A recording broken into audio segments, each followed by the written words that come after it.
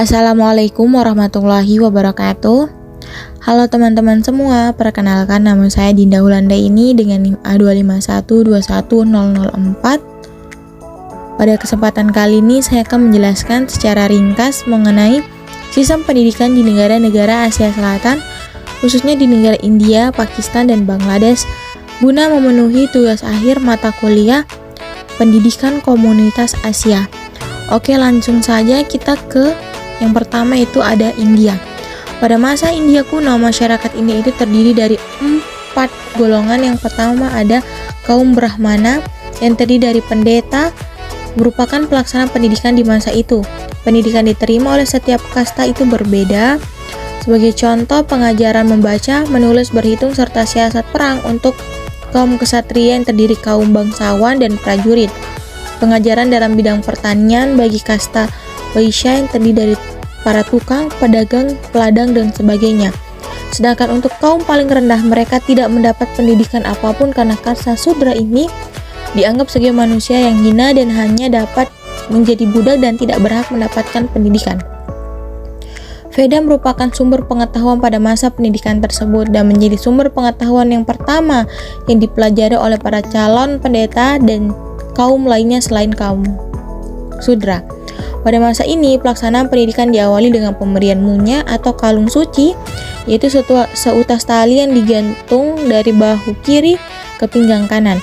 Kegunaan munya tersebut yaitu sebagai tanda penerimaan dalam lingkungan keagamaan. Dalam pemberian munya tersebut dikenal dengan istilah upacara upayana atau udayana. Pemberian kalung suci ini diberikan pada anak Brahmana saat berusia 8 tahun, sedangkan pada anak ksatria berusia 11 tahun, dan bagi anak Vaishya saat mereka berusia 12 tahun.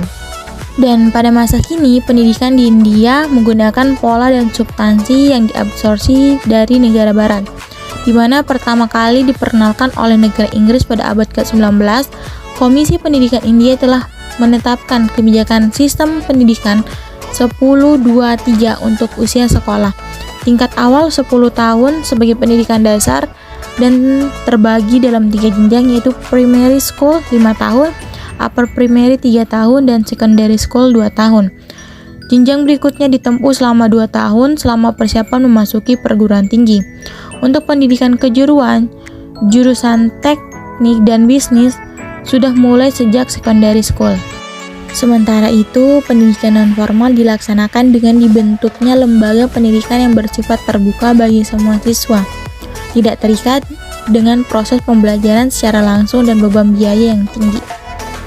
Selanjutnya ada Pakistan. Sejak awal, sekolah di Pakistan telah melayani segmen kecil dari kelas sosial tertinggi. Pakistan memiliki elit kecil yang menguasai model dan produksi dengan egois motif untuk mempertahankan posisi kekuasaan mereka atas populasi besar yang tidak berpendidikan. Elit memanfaatkan pendidikan formal untuk mempertahankan keuntungan sosial, sementara menolak kesempatan untuk kelas pekerja memastikan pasokan tenaga kerja murah. Disparitas kelas yang ada di pendidikan diperburuk ketika Pakistan menjadi negara merdeka pada tahun 1947. Kesenjangan ini tetap ada dan upaya untuk menguranginya terbukti sia-sia. Pada tahun 1948, Dewan Penasehat Pusat Pendidikan didirikan. Awalnya dewan dibentuk pada tahun 1920 di India yang tidak terbagi. Setelah pendidikan dijadikan dominan provinsi dan disusun kembali dalam bentuk yang sama di Pakistan, tujuan dewan adalah untuk menyediakan forum untuk diskusi masalah kepentingan bersama. Sejak 1948 telah memiliki 7 kebijakan pendidikan nasional, 8 rencana 5 tahun, dan sejumlah program nasional. Namun sedikit kebijakan dan perencanaan dokumen, misalnya kebijakan pendidikan, mencurah perhatian pada perencanaan kurikulum dan rekrutmen guru. Bahkan program yang paling rinci, dokumen perencanaan dan kebijakan, belum membuahkan hasil. Bagian berikut menjadi fokus kebijakan pendidikan dan faktor-faktor sejak 1970-an yang telah membuat publik universal pendidikan yang sulit dipahami. Pakistan adalah negara Republik Islam yang berusaha keras untuk mengimplementasikan ajaran-ajaran yang bersumber pada Al-Quran dan Sunnah.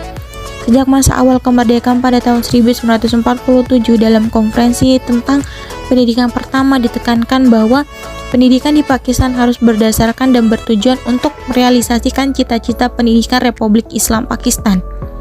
Sistem pendidikan yang dikembangkan harus dijiwai oleh semangat Islam yang menekankan pada ukhuwat Islamiyah, keadilan, semangat Islam, sosial, toleransi. Adapun struktur sistem pendidikan yang ada sekarang berdasarkan keputusan Komisi Pendidikan Nasional tahun 1959. Pendidikan dasar dari umur 6 sampai dengan 11 tahun yang terdiri dari pendidikan tingkat 1 sampai dengan 5. Pendidikan lanjut terdiri dari tingkat 6 sampai dengan 7. Pendidikan sekolah menengah atas terdiri dari tingkat 9 sampai dengan 10 yang berlangsung selama 2 tahun.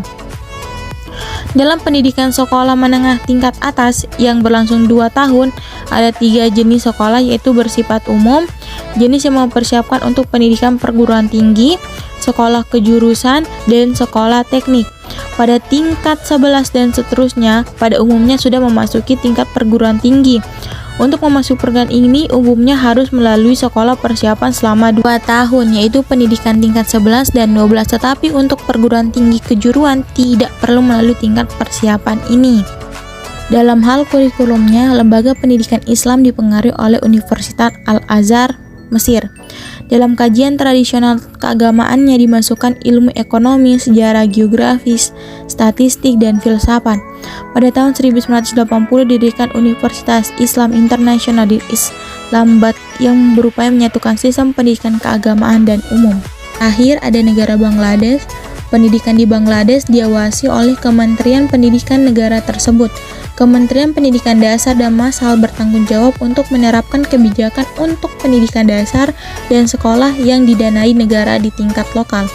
Di Bangladesh, semua warga negara harus mengikuti wajib belajar 10 tahun yang terdiri dari 5 tahun di tingkat sekolah dasar dan 5 tahun di tingkat sekolah menengah.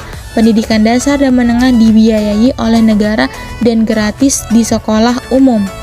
Ada 3 sistem pendidikan utama di Bangladesh. Yang pertama ada sistem pendidikan umum, sistem pendidikan madrasah dan teknik, sistem pendidikan kejuruan. Sistem lain termasuk sistem pendidikan profesional. Masing-masing dari ketiga sistem utama ini dibagi menjadi 5 tingkatan, yaitu tingkat dasar tahun 1 sampai dengan 4, tingkat SMP, tingkat menengah tinggi, dan tingkat tersier. Yang membedakan dengan di Indonesia adalah usia 1 sampai 5 tahun masih masuk usia TK. Sementara di Bangladesh disebut dengan tingkat dasar. Kemudian adanya istilah tingkat tersier, umur 13 sampai dengan 18 tahun. Dengan demikian dapat dipahami bahwa di Indonesia hanya mengenal tingkat pendidikan baik umum untuk agama dan level yang sama, yakni TK atau sederajat dengan RA, SD atau MI, SMP atau MTS, SMA atau MA. Sistem pendidikan madrasah di Bangladesh berfokus pada pendidikan agama, mengajarkan semua dasar-dasar pendidikan dalam lingkungan agama. Studi agama diajarkan dalam bahasa Arab dan siswa di beberapa daerah juga melayani masjid daerah setempat. Siswa yang juga belajar diwajibkan oleh hukum untuk menyelesaikan semua program dari sistem pendidikan umum. Sistem kelembagaan pendidikan di Bangladesh terdiri dari 3 macam, yakni pendidikan pertama meliputi pendidikan tersier di sistem pendidikan madrasah, yang kedua pendidikan tersier di sistem pendidikan teknis. Untuk pendidikan kedua yakni manajemen pendidikan yang terdiri dari manajemen tingkat dasar dan menengah, pengelolaan pendidikan tersier, pengelolaan pendidikan teknis dan kejuruan, serta universitas umum.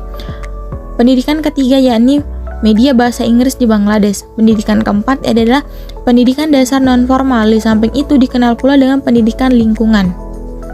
Cukup sekian penyampaian materi ringkas dari saya. Kurang dan lebihnya saya mohon maaf. Wassalamualaikum warahmatullahi wabarakatuh dan sampai jumpa lagi. Bye-bye.